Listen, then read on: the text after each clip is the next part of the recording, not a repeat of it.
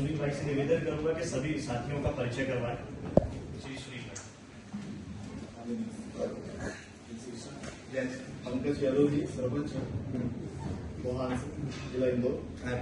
त्रिलोक यादव जी सरपंच आकाशवास जिला इंदौर। आदरणीय सलीन यादव जी जिला इंदौर। महेंद्र यादव जी ग्राम जलारा जिला इंदौर।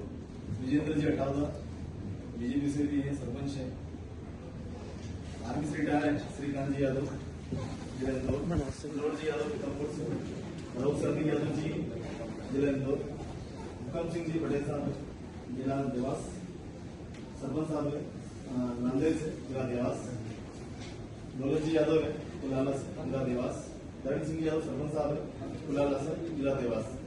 मुकाती जी कैलाश जी जिला देवास। आदरणीय श्री मोहित जी यादव शिक्षक जिला इंदौर। आदरणीय दशरथ जी यादव। आदरणीय श्री मुकेश यादव जी उज्जैन। सदाशिव जी यादव आगर।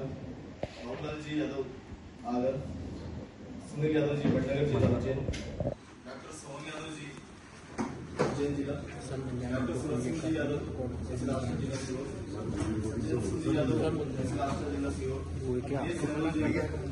जिला इंदौर। आदरणीय श्री भारती